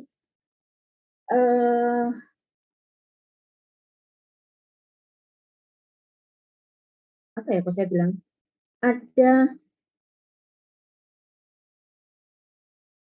tadi yang terkait dengan tugas dan kewajiban gitu ya, sehingga ada yang orang-orang yang kalau kita ahli dokumentasi, para dokumenter dan juga librarian itu yang kemudian saling ini, padahal cara tugasnya itu adalah sama, sebenarnya tugasnya sama, bebannya sama, sehingga kemudian itulah yang kemudian menjadi tadi saya katakan terkait dengan resource center itu. Jadi antara pustakawan dengan dokumentaris itu yang kemudian, ataupun archive atau arsiparis itu menjadi satu lembaga yang kemudian saling bahwa mereka itu adalah partner bukan juga saingan, kemudian bukunya juga itu bisa kemudian dikelola secara bersama, sehingga apa yang tadi saya katakan dengan glance itu yang menjadi sebenarnya yang menjadi solusi. Oke ya, ini hanya banyak yang saya sajikan di sini terkait dengan beberapa munculnya kesadaran, munculnya konflik dan sebagainya gitu. Dari terkait dengan saya koleksi buku, sana arsip saya terkait dengan dokumentasi. Ini yang dulu selalu gitu ya menjadi bahan perbincangan, bahan pertengkaran gitu ya, antara para dokumentalis pada arsiparis maupun pada librarian atau para pustakawan. Itu yang ini banyak yang saya berikan terkait dengan ini. Kemudian pada tahun 61 gitu, tentunya Anda masih ingat bahwa ada pertemuan Paris yang kemudian menghasilkan keinginan gitu ya, untuk bagaimana mendeskripsikan katalog non buku gitu ya. Jadi bagaimana mendeskripsikan untuk bahan-bahan bukan buku untuk menjadi koleksi untuk dibuat di dalam satu ranah gitu, satu lembaga yang di dalamnya itu bisa bisa dilihat, bisa dinikmati, bisa dicari informasinya, bisa juga untuk namanya apa kalau kita bilang bisa dimanfaatkan ya untuk orang banyak. Jadi sistem temu kembali informasi yang bagus untuk koleksi non buku itu seperti apa.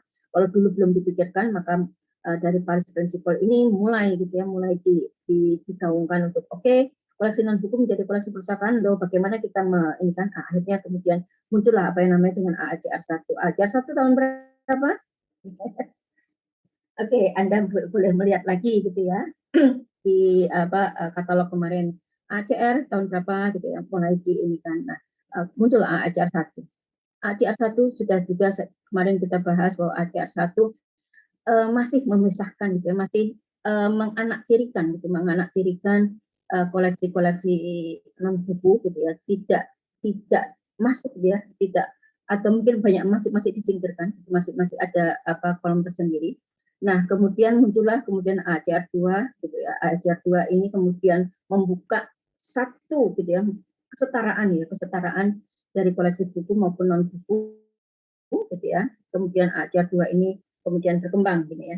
Yang kemudian di sini ACR 2 ini berdasarkan ISBD, mungkin Anda tahu ya, di ISBD kan ada ISBD-M itu monografi, ISBD-B itu terkait dengan bibliografi, kemudian ada banyak ya terkait dengan ISBD-S itu yang terkait dengan serial, itu yang kemudian kemudian digabung di dalam peraturannya, itu masuk di dalam ACR 2, sehingga ACR 2 itu berbentuk ada peraturan umum, kemudian ada untuk buku, kemudian selanjutnya itu adalah bahan-bahan koleksi non buku. Mungkin Anda akan bisa melihat sebentar, saya ini kan sini, mungkin ini Anda masih ingat ya, ini tolong Anda jangan melihat covernya, cover saya ini masih kuning ya, ini dulu bukunya itu saya lupa warnanya itu apa, merah harusnya. Tapi ini kan biasa ya, karena ini fotokopian, ini kan ada yang namanya juga Endang Gunardi juga. Ini kita lihat bahwa nanti ada di dalam, kalau misalnya Anda membuka lagi ACR 1, mungkin Anda akan bisa melihat gitu ya, ketika yang 000 itu adalah untuk umum, kemudian 1 itu adalah buku, kemudian 2 itu adalah misalnya, saya sendiri kok jadi agak ini. Ya, kemudian 2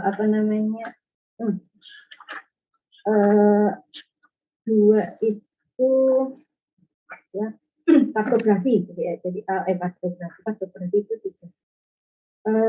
Sebentar. Benar ya. 1 ternyata ya. 1 ayat itu adalah umum, kemudian 2 itu adalah books, pamflet dan printed, kemudian terkait dengan kartografi itu adalah chapter 3, kemudian chapter 4 itu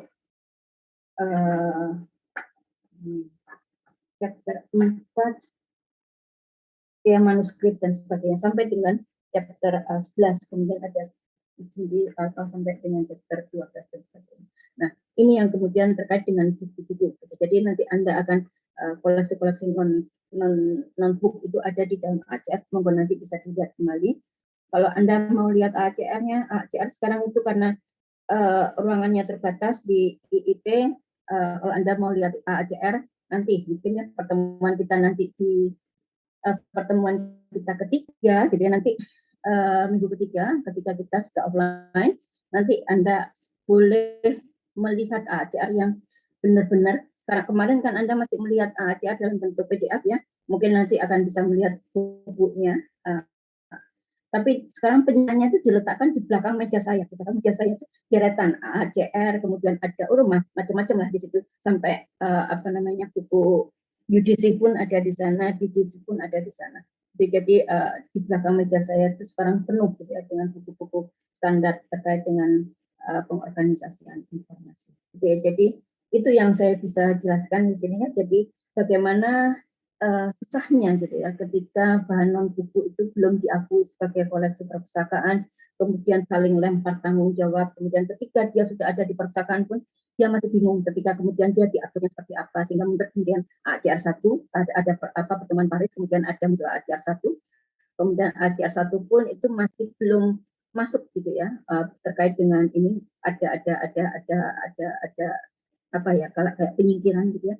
kemudian barusan pada ayat 2 merupakan suatu kesetaraan. Jadi dalam buku ADR itu masuk semua. Bahkan sekarang ini dengan adanya RDA, gitu, RDA itu karena buku ketika diterbitkan itu menjadi beragam, gitu ya. Jadi buku itu bisa diterbitkan, mungkin kalau Anda melihat ya, saya punya Al-Quran, gitu, yang kemudian Al-Quran itu buku biasa, tetapi di situ dilengkapi dengan pena, begitu kita sentuhkan di dalam di dalam ayat-ayatnya, itu kemudian buku ini bisa bercerita, gitu ya. Buku ini bisa bunyi. Jadi, apakah buku ini termasuk koleksi buku ataukah koleksi digital? Nah, ini kan dalam buku itu langsung masuk. Kemudian ada buku yang bound digital, kemudian ada juga buku ketika Anda beli mungkin dilengkapi dengan CD di belakangnya. Itu jadinya ada buku dengan bentuknya ada dua, jadi dia bound digital, tapi dia juga bound dengan Jadi dia ada dia lahir dengan dua dimensi, gitu ya. Jadi ada dua media, ada buku dan juga ada ada digitalnya. Jadi monggo nanti ini yang kemudian mulai dibahas kembali sehingga kemudian muncullah kemudian RDA yang kemarin mungkin Anda sempat pelajari sedikit ya terkait dengan pengatalogan yang kemudian saya kenalkan juga dengan Mark dan sebagainya. Oke, mungkin ini dari pertemuan kita ini dulu. Saya harus berangkat ke kampus ini, kalau nggak berangkat jam 10 saya belum sampai ke kampus. Ini karena jam 10 saya ditunggu ada rapat ya, ada rapat. Jadi saya mungkin akhiri dulu ya sekarang. Lagian saya sudah lebih dari 2 SKS karena saya kan mengganti pertemuan kita minggu yang lalu. Saya kemarin sudah mengatakan bahwa kita akan memperpanjang. Oke, saya kira ini dulu. Nanti saya PPT-nya nanti saya share, akan saya lengkapi dulu ya. Saya lengkapi dulu sampai dengan sejarahnya sampai dengan RDA untuk saya share kepada Mbak Fioti. Gitu ya. Saya kira itu mungkin nanti saya mendapat masukan untuk ini ya. Mungkin kalau Anda agak bingung dengan artikelnya, itu artikel Anda, bolehlah. Tapi Anda ketemu saya di kampus deh. Jangan saya dikirimin artikelnya ya. Jadi kita bisa langsung membahas artikelnya. Kalau misalnya Anda punya, Bu ini kira-kira bisa nggak Bu ya dipakai gitu. Kita nanti ketemu aja di kampus janjian, gitu. Janjian, Anda janjian dengan saya, nanti kita ketemu di kampus. Itu ya. Jadi nggak usah dikirim lewat WA ke saya. Itu ya. Saya kira seperti ini. Kalau ada pertanyaan?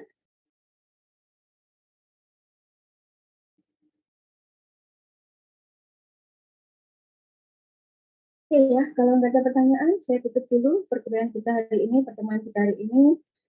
Sampai ketemu untuk minggu depan. Tolong yang kelompok 6 ya, untuk presentasi cukup 10 menit dan 10 menit berikutnya untuk tanya jawab. Dan kalau bisa sebelum ini, ya 1 hari sebelum itu sudah di-share di grup gitu ya. Jadi yang lainnya juga sudah ikut membaca reviewnya, sudah ikut membaca artikelnya, sehingga ketika membahas itu kita lebih enak gitu ya. Yang bertanya juga enak, yang menjawab pun juga enak karena Anda sudah memahami apa isi dari artikel itu. Saya kira itu ya. Saya cukupi dulu pertemuan kita. Assalamualaikum. Sampai ketemu minggu depan. Waalaikumsalam warahmatullahi wabarakatuh. Waalaikumsalam. Terima kasih, Bu Terima Endang. kasih. Terima kasih, Bu.